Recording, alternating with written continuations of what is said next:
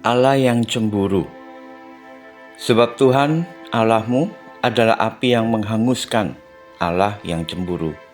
Ulangan 4 ayat 24. Mengenal Allah sebagai Allah yang penuh kasih dan memelihara kita sebagai Bapa yang mengasihi anak-anaknya, itu adalah fakta yang sangat menyenangkan.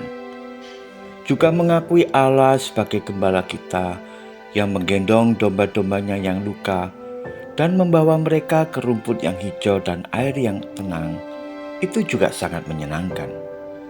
Tetapi bagaimana kalau disebutkan bahwa Allah itu dapat menunjukkan amarahnya sebagai api yang menghanguskan?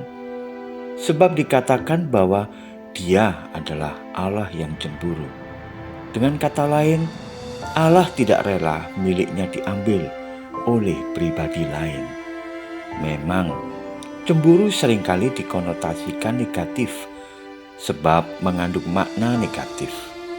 Kata ini seringkali disematkan pada suami atau istri yang melakukan tindakan negatif ketika melihat pasangannya berjalan dengan orang lain. Dan ketika kata ini dikenakan pada Allah yang baik, maka akan timbul kebingungan. Katanya Allah penuh kasih, kok cemburu? Dan bagi orang Kristen, kesan negatif tersebut semakin mengental karena ada ayat yang mengatakan bahwa kasih itu tidak cemburu. 1 Korintus 13 ayat 4. Namun, jika disebutkan Allah yang cemburu, maka ini adalah tindakan yang benar. Sebab umatnya telah mengikatkan diri dalam sebuah perjanjian. Seharusnya masing-masing berkomitmen untuk menjalankan tanggung jawab.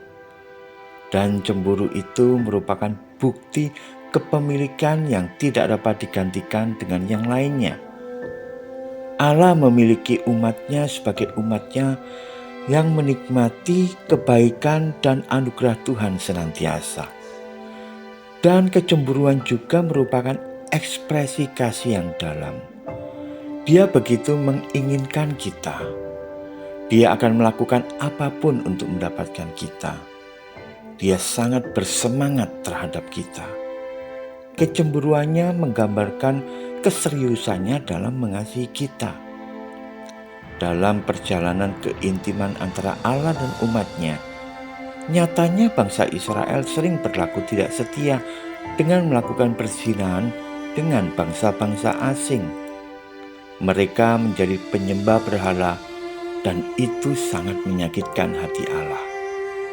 Pantaslah jika Allah cemburu yang kudus, karena Dia tidak ingin bangsa Israel ditimpa malapetaka dan menjadi binasa. Kita harus melihat Allah tidak hanya pada sisi yang penuh kasih, tetapi juga sisi keadilannya dan tuntutannya kepada umatnya.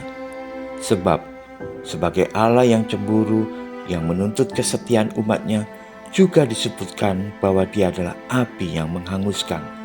Berarti ada risiko bagi setiap penolakan terhadap kasih-Nya, termasuk risiko menolak uluran tangannya. Setiap penolakan ini akan berhadapan dengan Allah sebagai api yang menghanguskan. Semoga kita dapat menentukan pilihan dengan benar, supaya jangan berhadapan dengan Allah sebagai api yang menghanguskan. Kiranya renungan ini memberkati kita semua. Amin.